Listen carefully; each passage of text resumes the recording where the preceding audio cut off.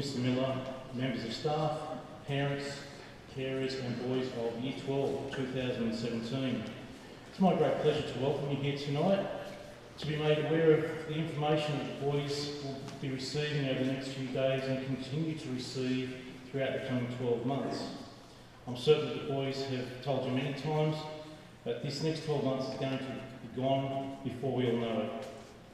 Whilst the boys will be given plenty of guidance, both tonight and in the months ahead, it is most important that they realise that by the presence of you here, all here tonight, that they are all very well supported, not just at school or in the boarding house, but at home and in the Greater Marist community, which is a significant part of life at St Gregory's.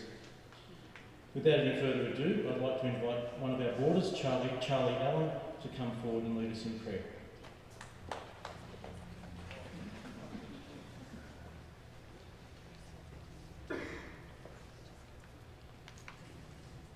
We pause to remember the uniqueness of this place. We honour and respect the generations of thorough people who held this land in their dreaming. We begin our prayer for wisdom this evening in the name of the Father, Son, and Holy Spirit. Loving God, wisdom is the absolute comprehension of all things past, present and future. We pray that through our learning as senior students, we gain knowledge and insight which enables us to better understand our place in this world. May we model our lives on the example of Christ and work together in our Marist way to make this world a better place. St Marcelin Champagne, Mary our Good Mother, and let us always remember, in the name of the Father, Son, and Holy Spirit. Thank you very much, Charlie. I'd like to now call to the microphone our headmaster, Mr Damien Miller.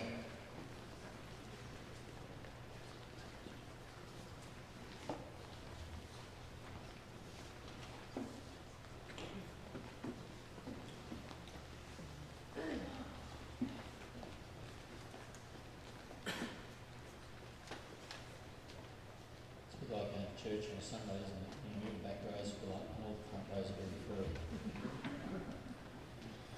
Good evening, everyone, and thank you very much for coming along tonight. What we're talking about tonight is the commencement of Year 12, and obviously it is the most important 12 months for these gentlemen, I suppose, going forward as we lead into their HSC year. We talk about the HSC 2017. You'll get reports tonight that is a summation of their Year 11 year so far, and we've had 30 weeks of that. When I went through the reports recently, I had a look at them for the ones and twos and the various marks that I look at, and I've done a lot of letters that had to go out to acknowledge the effort that a number of boys have made. But I've also looked then at the boys who have improved from last report to this report, and there have been a number of those too, which is very pleasing to see. But I also noticed there are a few boys who have gone backwards, and there is one boy who won't be going into Year 12 because he has not passed Year 11 and hasn't qualified for that. And I think it's important to mention this because I just want you, gentlemen especially, to understand how serious we are about education here at St Greg's, and the fact that if you're going into Year 12 you have to be serious about your studies. The gentleman I'm talking about obviously wasn't very serious about his study this year, and obviously hasn't completed a number of courses because of it. And we talk about attention to detail all the time, and that is the most important part, and that's where this gentleman has come unstuck.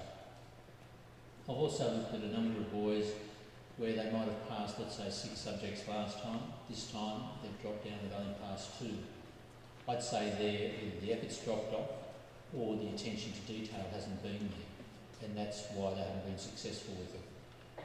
When I looked at the reports, I looked at the number of days that people had off, and the attendance becomes so crucial in this next 12 months because we talk about assessments, we talk about the time and the study that we have to put into it. We talk about being here on days when exams are on, and the exam periods are all laid out there in the calendar, so there's no reason why people don't know about it. And the idea that people will send a letter to me now and say, look, we're going on a family holiday, really, if we're serious about the HSC, that doesn't happen over the next 12 months. That next 12 months needs to be a focus on the HSC. I suppose if you look ahead, the HSC is not the be all and end all, but this is the 12 months that we're defining is important for the HSC and for these gentlemen.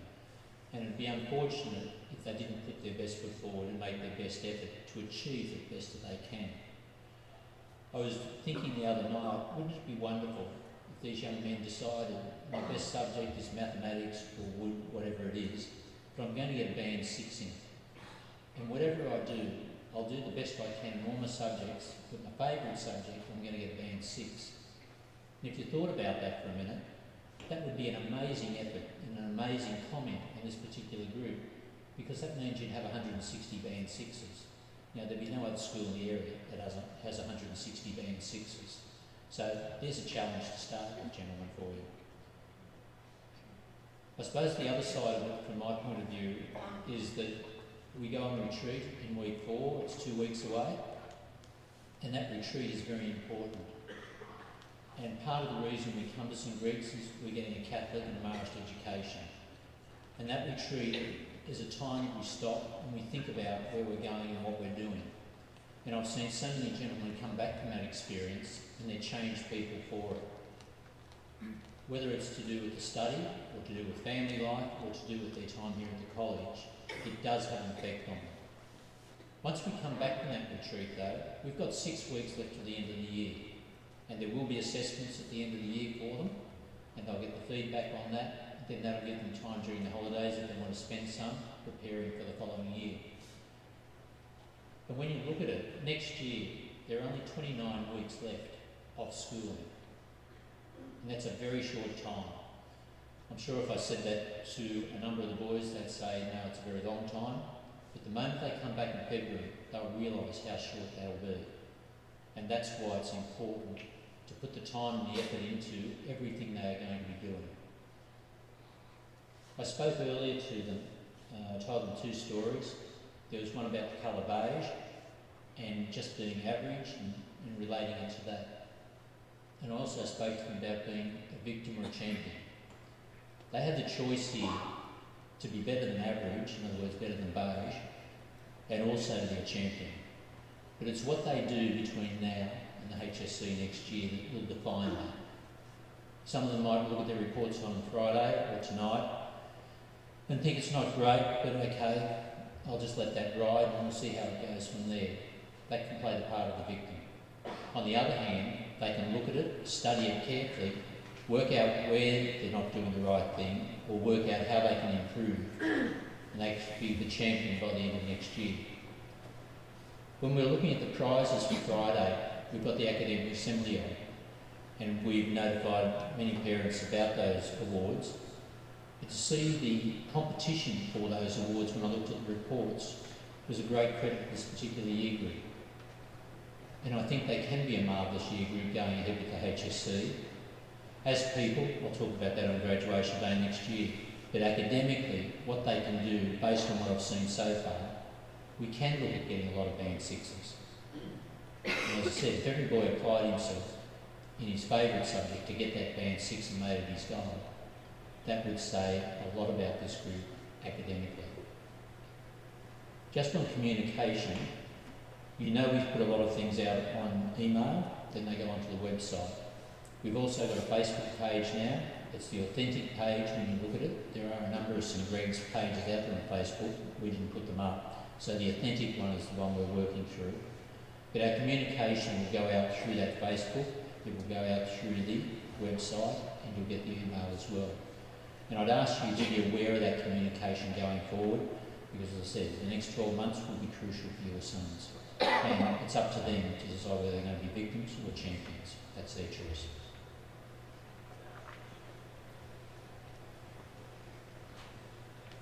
Thank you, Mr Miller. I guess the main focus of tonight is all about education, and without any further ado, could I please ask Mrs Kathy Keegan, our Director of Teaching and Learning, to come forward.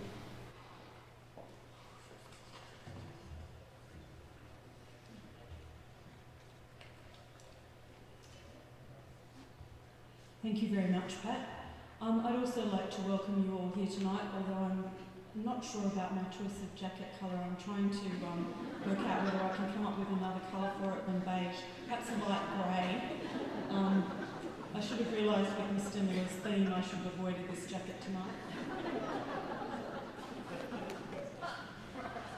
My job tonight is to look at the assessment around the HSC. It is a really important thing, and every year we do have occasional issues. Having worked with your sons throughout Year 11 though, I'm fairly confident that we'll get through very smoothly. They've been a wonderful group to work with so far, and I'm looking forward to working with them next year. A number of you who are a little bit old school may remember that there was a time when the HSC was just the exam. So if you happen to be exceptionally brilliant, you could coast your way through years 11 and 12, rock up for the exams at the end of year 12 and get your first levels. It's been done before by lots of people. Unfortunately, or fortunately I think, the Board of Studies has a new system in place that they've run with for a number of years now, which is that half of your HSC mark is actually made up of your school-based assessment. And why do we have this? It gives us a chance to look at a range of outcomes that cannot be measured purely in an exam. So a number of your sons are looking at practical subjects or subjects that may have a performance component, and that gives us a chance to assess that component at school. It also gives you a chance to measure your progress throughout the course. Right? So if you're struggling with the course, you don't have to wait till the end. We can try to do some remediation before you get to that point. So it does give you a chance to measure your progress. As I said, the really important message to take home tonight, even if you forget a lot of things, is that it makes up 50% of your HSC mark. So your scaled assessment, which I'll talk about a little bit later, actually appears on your HSC. Another really important thing to bear in mind is that if you suffer illness or misadventure at the time of the actual HSC exam, your assessment mark will stand in for your exam mark. Now, it will be scaled, as I mentioned earlier, in line with the rest of the cohort, but whatever your ranking is on your assessment is what will stay for your exam if you are ill or suffer a misadventure. It's really important then, as you can understand, to do the best that you possibly can right from the word go with your assessment. Right? Really important to try very hard for every task with the goal of having the best possible ranking that you can have. I mentioned that those marks are scaled. What the board actually does to start with is that they moderate the assessments. So the reason for that is that if we have a difficult assessment program compared to another school, what the board will do is actually compare our exam marks with our assessment marks and adjust our assessment marks accordingly so that you're not disadvantaged. Now that obviously works in exactly the same way as well. So if a school, and it doesn't tend to happen here, if a school makes their assessment program fairly easy, but their exam performance isn't particularly strong, then in their case their marks will be moderated in the other direction. I know this one's a little bit hard to read and I don't expect you to be able to read it from there, but a practical example might be if a school puts their top marking as 90, but their top exam mark is only 80, their top assessment mark will be pulled back to 80. Alternatively, if a school puts their top assessment marking as 70, but their top exam mark is 80, then their assessment marks, and all of the other marks in the group as well, will move up to 80. If you are really, really, really, really keen to read a little bit more about the moderation process, and I have had parents in the past who are keen to do this, the Board of Studies has a lot of information on their website. So if you Google aligning and moderating procedures for the HSC, you'll get to see all the technical side of it. As I said, I've actually had people who are interested before. If you can't find it, just drop me an email and I'll send you a link. One of the things that will be available to support you after tonight is the Year 12 Assessment Handbook. Now, you've had some experience with the Assessment Handbook in Year 11, and the Year 12 Assessment Handbook is very similar. The reason that we do that is because if you are going to make some mistakes with assessment, we like you to make them in Year 11 and then not make them in Year 12. They're not as serious if you make them in Year 11, and they're quite serious if you make those mistakes in Year 12. So in that assessment handbook, there'll be the details of each task in each of your subjects. So it will tell you an approximate time for those tasks. It also outlines the procedures around assessment, and it talks about the illness and misadventure guidelines. So why do we go to all this trouble with assessment procedures? The most important thing is to ensure fairness for everybody. If it was open slather and we just let you hand your assignment in or do your exam when you felt like it, that would obviously provide an opportunity for people to take advantage, and that just can't be the case. Everything has to be fair. We also have procedures to ensure that you satisfactorily complete the course. One of the things that Mr. Miller has to do is to sign off to say that yes, you have in fact met all the school-based requirements of the course, and the assessment handbook will outline that as well. Whoops, skipped one. Okay, we have some things that we need to do on our part as well. We will make sure we give you at least 2 weeks' notice of a task. We'll provide an assessment-free period prior to an exam period, and we'll also provide you with an assessment calendar. Now, Year 12 students and parents should have received the Term 4 calendar today. That's also on Sky Blue and on the college website. The reason that we only have the Term 4 dates out at this stage is we don't have our 2017 timetable finalised, so as soon as that's done, we'll have the Terms 1, 2 and 3 calendar. We have some other responsibilities as well. When you do a task, we need to provide you with feedback on that task so that you know how you can improve in future. We also need to provide you with an avenue for appeal. It's really important to be upfront at the start and just let you know that if you are appealing, you must have a genuine reason for that. I think the teacher got it wrong isn't a genuine reason. Right? If you feel that you do have a valid reason for an appeal, there are processes, but please make sure you think that one through carefully first. One of our other responsibilities as well is to advise parents if you are at a risk of receiving what's referred to as an N award. One of the rules of the HSC is that you must attempt at least 50% of the assessment in a subject, at least.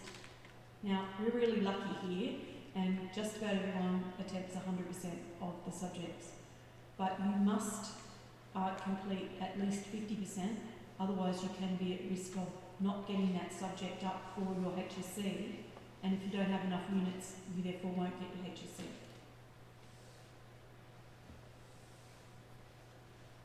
You do have some responsibilities as well. While I've got there read the assessment handbook, I obviously don't expect you to read every single word because it's quite large, but it is important that you know what's in it and where you can go for information. You need to keep track of the dates for each of the tasks. Now, the calendar that I sent you hopefully should be easy enough to print out. If you are not able to print that out at home and you would like me to print one out for you at school, I'm happy to do that. Just drop in or send me an email and I'll get that out to you. You also have to attempt each of the tasks and meet the course requirements. Part of your responsibilities also include following up any questions regarding marks.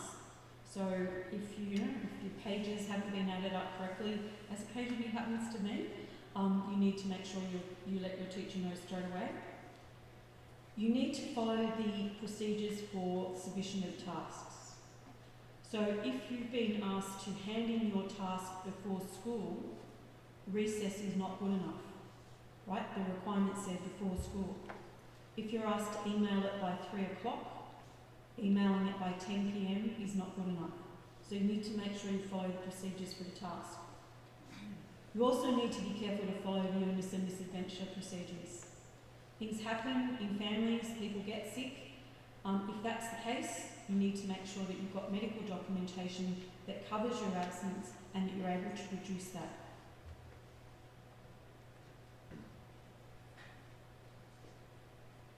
All of these things, as I said, are outlined in the assessment handbook. If you are ill for a task, you must have a medical certificate. A note from a parent is not good enough. That medical certificate must cover the period of your leave. So, for example, the task is on a Tuesday and you're not well enough to return to school until Friday, then that medical certificate must cover Tuesday, Wednesday and Thursday. If it doesn't, you'll be awarded 0 for the task. If you are absent from a task or a submission task, you need to make sure that you go to the office first up on your first day back, grab an assessment task envelope, put your medical certificate in it, and come up and see me straight away, and we'll make arrangements for the task. Mr. Miller already mentioned the issue of leave, and I would hope in Year 12 that that's not going to be an issue, but there are rare occasions when that happens, and all of that leave request should go through Mr. Miller. In the unfortunate event that a task doesn't get completed, what actually happens, or procedures are not followed, that's where a 0 is awarded and a Board of Studies warning letter is issued. There are a number of boys who have seen these already in Year 11. As I said, I really hope the fact that you've seen one now in Year 11 is enough for you and you don't need to see one in Year 12. If you do get one of those, there's always remediation action on the second page. In other words, what you can do to get that warning letter withdrawn. You don't get your marks back, but you'll get the warning letter withdrawn if you do that. A few of the old chestnuts that I've heard before, please don't come and tell me that your computer crashed and therefore you don't have your task. You should always be backing up, storing stuff in the cloud, printing it out, whatever method you want to use. It's your HSC. Make sure that you are backing everything up. If you're doing a major project and you're working on an electronic folio, make sure you back it up as well. If you're absent on the day of a task, right, it's your responsibility to chase it up. Please don't come and tell me, oh, I was away on such and such a day, so I didn't get the task. You can keep track of all your tasks on the calendar, so you should be able to predict when one is coming up in terms of notification. So please make sure you keep an eye on that. Just some guidance in terms of actually undertaking the tasks. It must be your own work. There are lots of commercially available plagiarism checkers available online now, and a lot of our staff use them. Right, so please make sure that it is your own work that you're submitting. It's also part of my responsibility and Mr. Miller's responsibility. If there are issues of plagiarism, we actually have to report that to the Board of Studies. So that's reported as malpractice, so please make sure it's your own work. Plagiarised task will automatically be given a 0 and Board of Studies warning letter issued.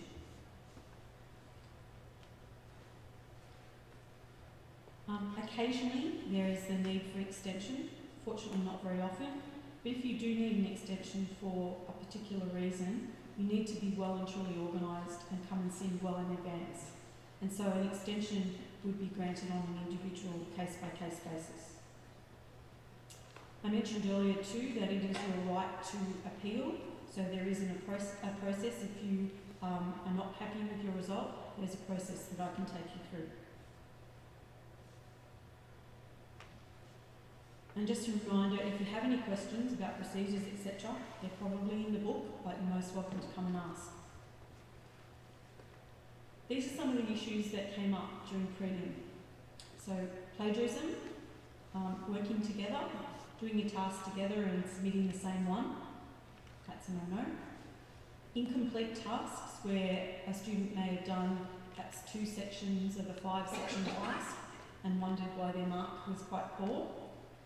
Failure to submit on time, no doctor's certificate for an absence, or failure to arrange the new date with the KLA coordinator on the morning of return. So basically sitting in class, hoping it'll all be okay and hoping it'll all go away.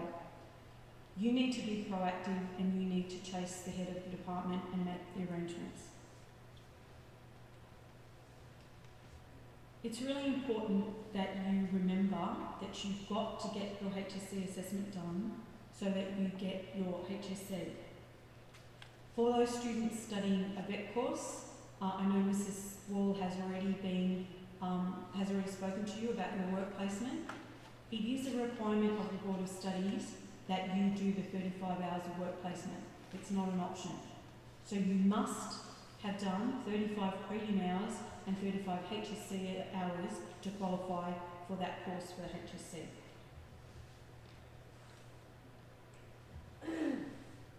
What are some of the things that you can do to rectify possible problems?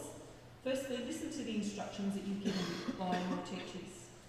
Listen to the advice that they give you in terms of assessments. Read the assessment handbook. Go online, check the Board of Studies website with students or my own work. That's a useful source of information. In terms of getting off on the right foot with Year 12, we've had Prue Salter out at the beginning of Term 3. She'll come back and work with you at the very beginning of next year, right in the first or second week. But it would be a good thing in preparation for your assessments to actually refer to the Study Skills Handbook and get some help from that. It's also important that you set some realistic goals. Mr. Miller mentioned the goal of everyone trying to get a Band 6, and that's a great goal to have. And many of you are capable of getting Band 6s. But set your own personal goals as well, right? Whether that's an improvement goal, that's a really important thing. Perhaps look at your prelim results and see if you can improve on that, at least as a start. Be consistent. Don't leave everything till the night before, right? Sometimes 2 tasks appear on one day, sometimes 2 HSC exams appear on one day. So it's important to be consistent. Recognise the importance of your assessment program as 50% of your HSC. And when it gets closer to the time, practice with past exam papers.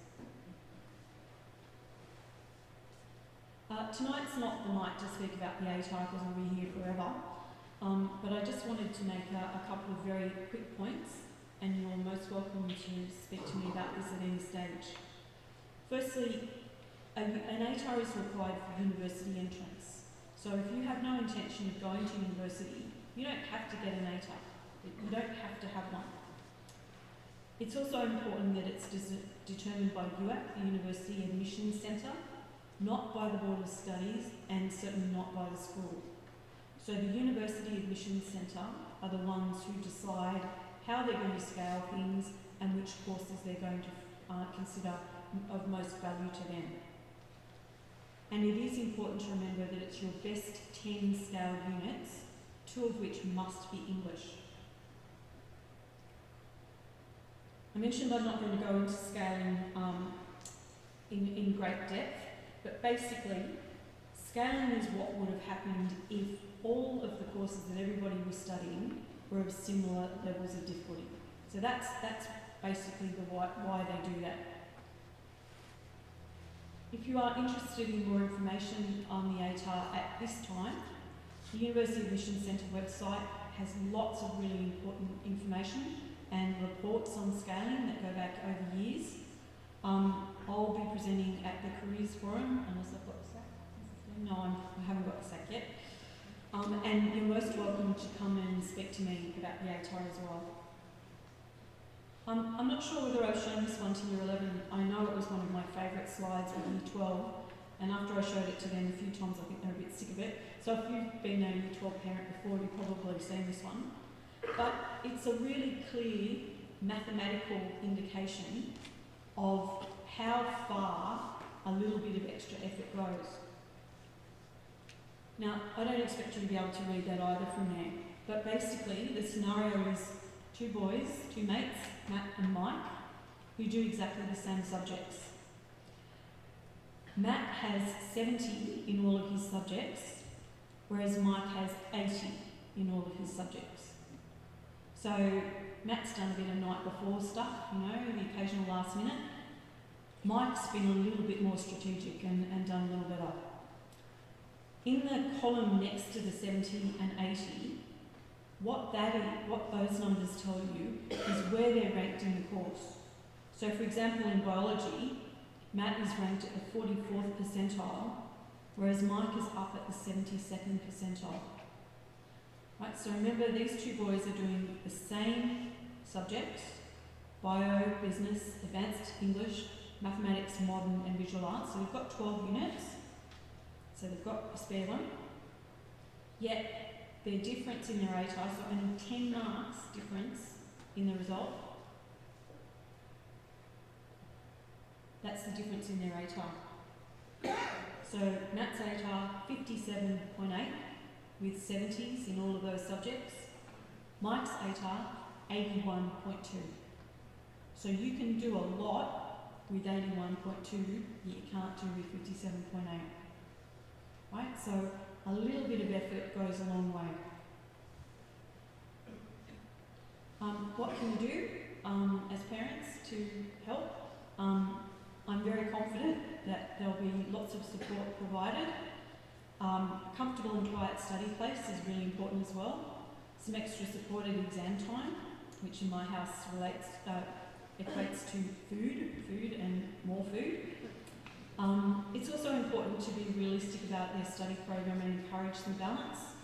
Sport, a part-time job is great, but 30 hours at Coles, probably not going to cut it. 30 hours at Coles will really be impacting on your study program. It's important to value academic effort, and the other thing that I've found, being on my third HSC now, at this very minute, is it's important to listen. Thank you for coming along tonight. There's a lot of information. If you're a little bit overwhelmed, please don't feel that it's just you. I'll hang around at the end of the evening. You're most welcome to come up and ask any questions. Please don't feel it's a silly question. If you process something over the next couple of days and you'd like to give me a ring, or I can ring you, please let me know as well. It's been a pleasure to work with your sons so far this year. I'm really enjoying teaching Year 11. Mr. Miller already mentioned too how competitive Friday's preparation has been. We could easily have 30 boys in the top 10 on Friday. It's that competitive. So I'm really looking forward to a great Year 12 with them. Thank you.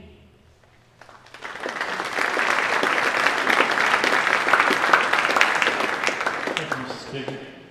The next person I'd like to invite to the microphone to speak on about careers is our parent liaison and careers advisor, Mrs. Sue Dean.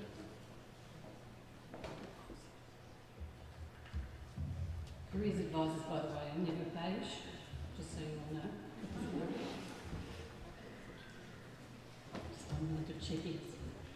Good evening, everyone.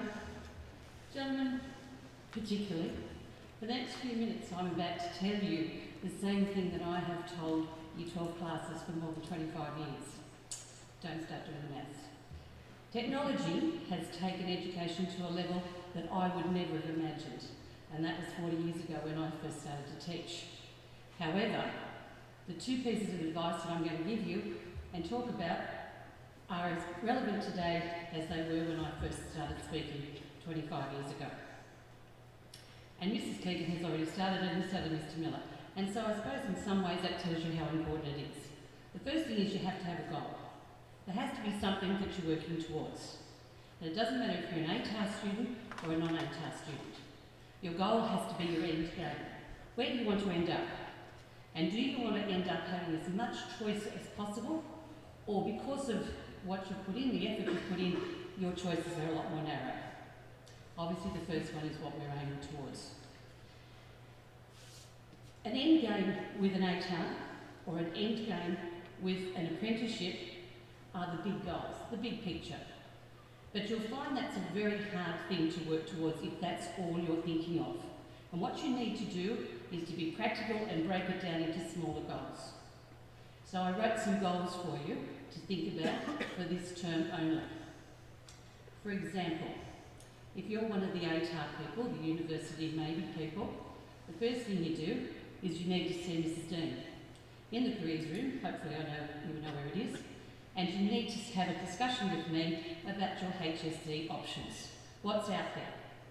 Do you know what you want to do? And do you know what that's called? I used to say there are 5 ways to become an accountant. Now, university is one of them. What are the other 4? And if you don't know what they are, then you need to come and see me. So there's goal number 1. Very easy goal. The second one, also from the careers room, is you can borrow the UAC book. That's the University's Admission Centre book. And that's given out to you every year. And our U12s have just received theirs, obviously halfway through term 3. And I have plenty of spare copies. The book format never changes very much. And the more you get familiar with it and comfortable with it, the easier the process will be for you next year. So I'm happy to lend those out, and then for you to come back and discuss the content of what's there. If you're a non-ATAR person, you need to work on your resume straight away. And you need to work on your letter of introduction, because these formats have changed over the years. And you need to know what an employer is looking for right now. If you are doing a vocational work placement, you need to do the best you've ever done at it. You need to make them want to find you in 12 months' time and offer you an apprenticeship. That's something very practical and something that I will add happens every year with our Year 12s. You can come and see me if you want to do some extra work experience in the holidays. If you know of a firm that you would love to be offered an apprenticeship for, then we could probably get you out there and get them to know you. And again, that same scenario happens all the time. If you're an ATAR person, if you're a non-ATAR person, straight away, go on retreat, do all those things, and come back and start to have discussions with either Mrs. Keegan or myself, or Mr. Newell, about a sensible study plan. I'm old-fashioned, I'm older, school, I suppose, and I know it works. So you just have to trust the people that are giving this information. If you have a plan, you write it down, it's something to guide by, then you will find that's much easier than I think I know how much physics I studied last week. Okay? I'm not going to ask you to study between 6 o'clock and 7 on the dot, but I'm going to let you have a plan where we talk about time management. How do you manage that whole week? It's not just Monday to Friday, but goes from all the way including the weekends. How do you do that? How do you work your social life into it? How do you work some casual work into it? How do you work all the extra things, your sport and commitments that way? And I'm happy to start that, and the sooner again, small term goal, let's get it done this term, just for this term. There's a thing called senior study, which only 2 of you obviously know exists. We run it on a Monday and a Tuesday afternoon.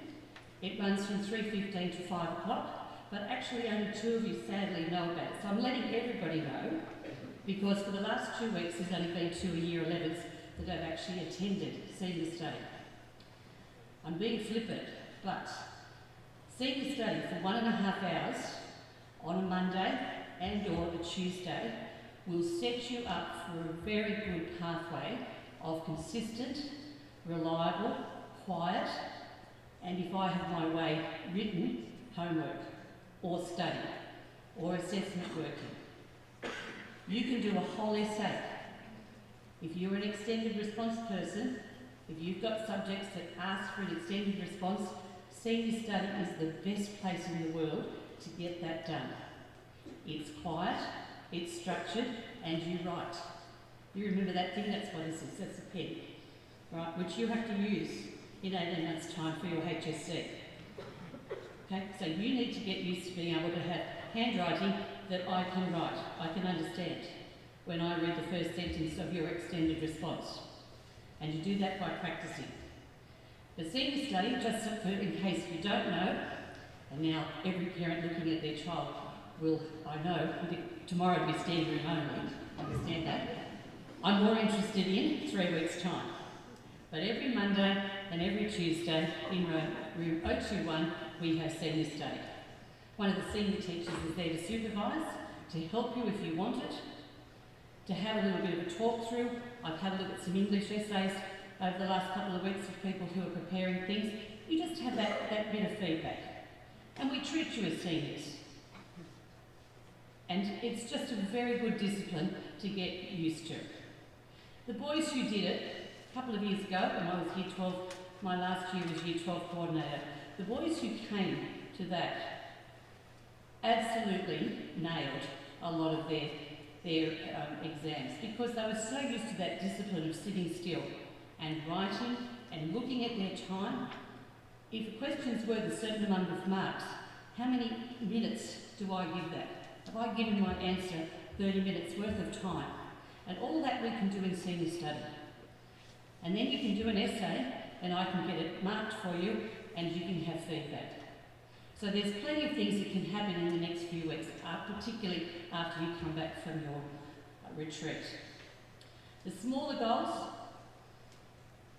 the easier to achieve, and that will lead you to your big goals. And that's what's so important, your end game, where you want to end up. The second piece of advice also has been told. You need to work and you need to study, and it needs to be consistent. I can tell you right now that cramming never works. If you make good notes, if you follow up with using study guides and other resources, if you do good summaries, if you come and talk to me, I'll show you how to do cheat notes. And all of these things will help you to practice and to get your end game, your HSC, being exactly where you want it to be. I'm just a bit aware of time, sorry. So I said about the timetable. The other thing I needed to tell you is your reports. Gentlemen, you're about to get a report tonight. For some of you, that's probably a little bit disappointing. The universities next year, the TAFEs next year, and your employers next year will ask for your last 2 or 3 school reports. They won't accept that I can't find it. Now, if this one out there isn't very good, then make sure the next one is much better, because they are interested to see that you've had a bit of a wake-up call and you've done something about it. So if this one can be improved on, and probably they all can be improved on, employers, TAFE, university are all happy to look at that. But your reports, for every single one of you, is an important document that you need to look at and then come and talk to us about how can I improve. On each of them there are areas where it says this is how you could get more marks. Make sure you understand what that is about and make sure you ask teachers if you're not sure. There are things called early entry schemes, there's school recommendation schemes, all these things that people think are an easy way to get into uni. Your solid, consistent work, your effort, and your goal planning are the things that will get you in. So please forget about the easy ways into university. I've got here, it's not magic, it's just simply what everyone needs to do, and everyone will tell you that. Every year when the results come out, somebody says, I wish I had my year back, I would have planned it better. Please don't make that come from anyone here tonight. 2 minutes of career talk, just in case you're interested. There's a book that the government put out about jobs for the future. I thought you might like to know. Thank heavens I won't be around for them. But there's growth in some of the areas, and a lot of these would make common sense to you, so I thought you might like to know what they are. Healthcare and social assistance, I think that has to do with me, particularly with elderly care. Professional, scientific and technical services, again, makes sense. The retail trade, which is an interesting one, is a growth industry, and education and training. So we still have jobs, if you're a teacher out there, that we will be able to have. In a few years' time, however, some of the more trade areas, perhaps, machinery and stationary plant operators, factory process workers, sales support workers, farm, forestry and garden workers, and farm managers are probably the areas that are looking at a decline in growth. It's interesting they're telling you need this. Education and training will become more important. It's lifelong education. Everyone will have to keep being educated. The digital world, which we already know is along here, but now it goes into every single, without very many exceptions, employment that is out there into job areas. There's a new mindset on how to work the industry, and there's different models of how work will take place. Probably 9 to 5 jobs that we know of won't exist. One of the big things that I am very scared of, and luckily won't affect me, is this book, which you can also come from my office to get. And this is about all the jobs that exist where you have to do computer science. And I quickly wrote down some of the headings that they said. Okay, so computer science, you need it in health, music, smart clothes, games and hobbies, food, entertaining, engineering, business, security, planning, info technology. At that time, somebody came up and talked to me and I had to stop writing. But it's just telling you that there's some of the areas that virtually right across the spectrum, you're going to need these numeracy and these computer skills and literacy. Those things, those basic things haven't changed, guys, and that's where you need to put your energy into study. I work Monday, Tuesday, Wednesday, normally, here at school, and I'm happy to talk to you with your parents outside of school hours if you want to start some planning and some talking. The only exception is tomorrow. Having said that, I'm not here tomorrow, but I am here Wednesday and Thursday this week. That's just because I'm attending a meeting. Anytime you can send me an email, and I'm happy to talk to you at any time. Thank you very much.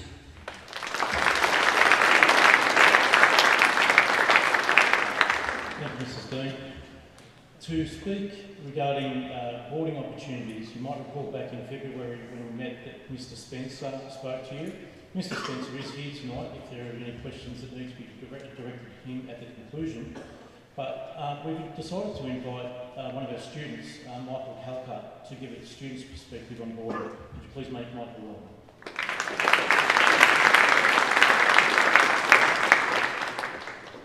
Good evening, parents, staff and students. I've been a student here since year 7, and for the first 4 years I was a day boy, but starting at the beginning of year 11, I moved to part-time boarding, coming to school on a Sunday night and leaving on a Thursday afternoon, coming back on Friday as a normal student.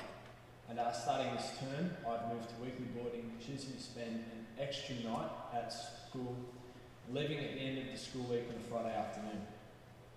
I find weekly boarding to be the right fit for me. Doing homework on Thursday nights by myself, waking up on Friday mornings to be a disaster. And I can honestly say that boarding has been one of the best things I've done for my education. In my first 4 years of high school, I was a pretty relaxed student and a keen procrastinator, much preferring to spend my time listening to and playing music than doing extra study after completing my homework. But since joining boarding, the routine of 3 hours study a night has done wonders in terms of my study habits and grades. Academic success is something that hasn't always come easy. My junior years of schooling, it only came when I sat myself down at a desk and worked without distraction for hours a night, which is something I would rarely put myself through voluntarily. Therefore, having it in a set routine, working nightly under the supervision of teachers with tutors available for pretty much every subject, is an environment I found easy to excel in. The culture of the school is reciprocated and amplified within the boarding community, with pride in the college and a sense of school spirit visible in each of our year's boarders, which is only to be expected from boys who spend so much time at the college. The mateship which can be seen between the boys is something that I admire and enjoy. The connections I've developed with students and teachers that I had very little to do with at the start of the year is something that I would also value highly. Boarding is not only a place where it is much easier to succeed academically, but a way to connect with other blokes in your year which you may not have otherwise. Boarding definitely isn't for everyone. The routine can undoubtedly become tedious, and there are days when you'd like to go home after a long day at school. But knowing that each boy there is in the same boat as you, it allows you to push on. It's far from a holiday, but it is arguably the best thing the school has to offer in order to get the most out of your time here. Weekly boarding offers the best of both worlds in terms of opportunities which boarding provides, but also being able to go home to your family at the end of the week. It is essentially a very big leg up in the competition that is the HSC, and something that would benefit just about any student. I encourage any boys who feel like they would benefit from boarding to give it I encourage any boys who feel like they would benefit from boarding to give it serious consideration, and to know that myself and any of the other boys will be willing to talk to you about it. Mr. Spencer will be here at the end of tonight's proceedings to answer any questions or to arrange a tour at any time, and he asked me to mention that 1 in 4 boys in Year 12 will be boarding, and I guess that just reflects the way that it is a great opportunity and something to be considered. Thank you.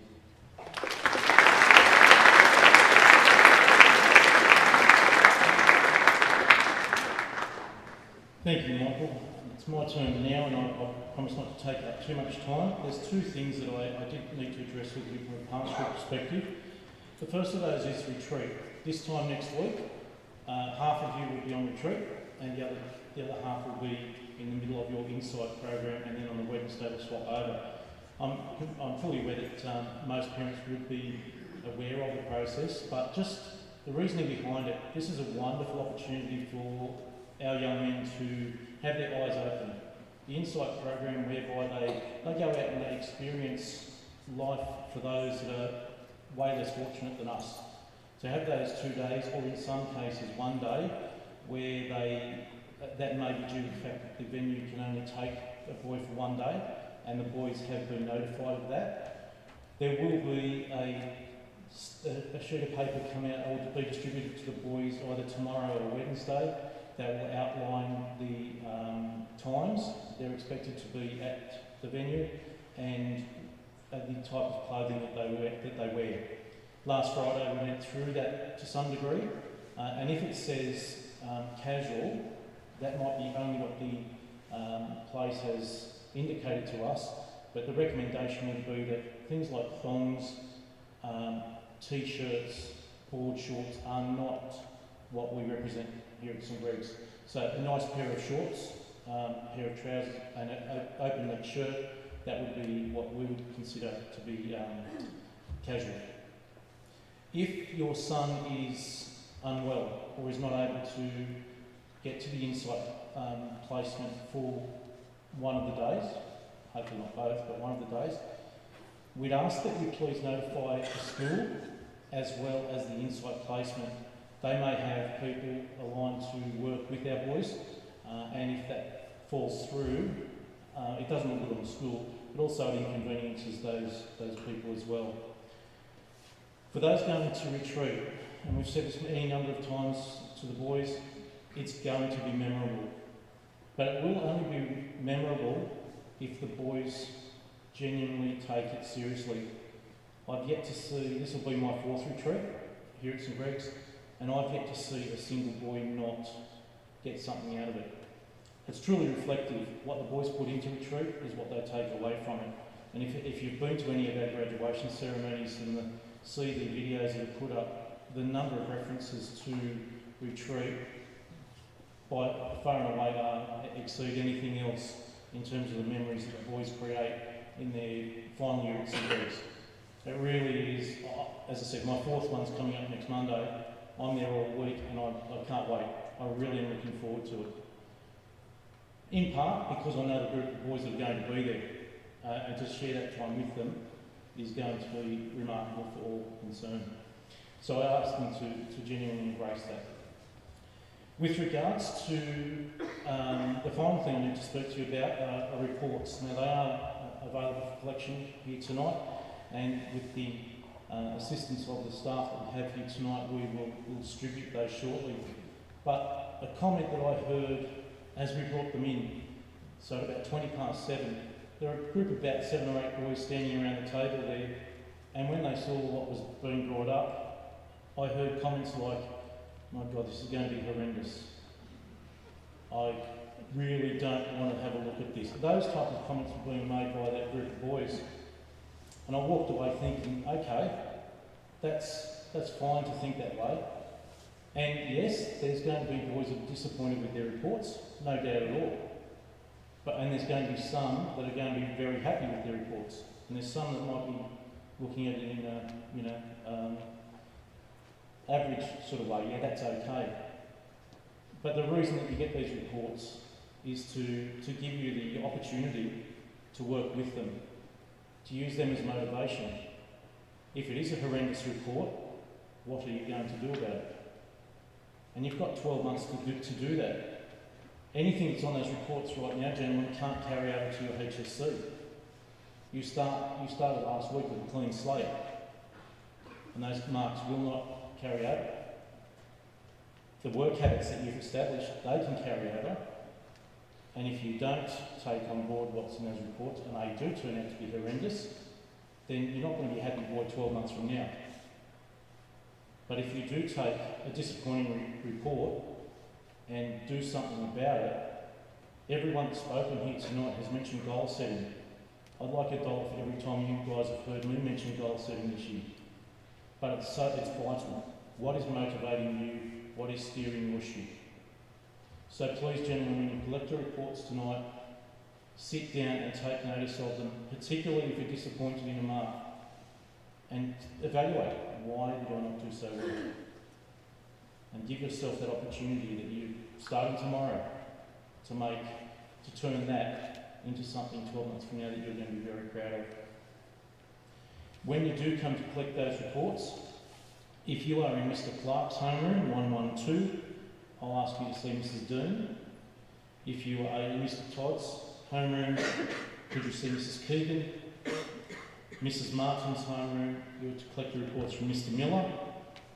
Mr. Melisilia's homeroom, to collect theirs from Mr. Brennan. I think teachers may have already allocated, sorry if that has happened. Mr. Morrissey, who's the first name on your... I've got Riley Apple. Okay. That homeroom, that's Mrs. Martin's. You go to Mr. Morrissey. Mr. Brennan, please. Mr. Brazel as well. Kyle Brazel. Okay, so those boys from in those two homerooms, head over to Mr. Morrissey's table. Mr. Brennan. Curry, Andrew, and Alan. Got 3 homerooms here. Okay, thank you, sir. And the other two would obviously be over with Mr. Spencer's area. And Borders as well. And the Borders, Mr. Morrison has already got the Borders reports. That concludes our information evening tonight. I thank you so very much for your attention and your attendance. So very much looking forward to the year ahead. Thanks once again and travel safely home.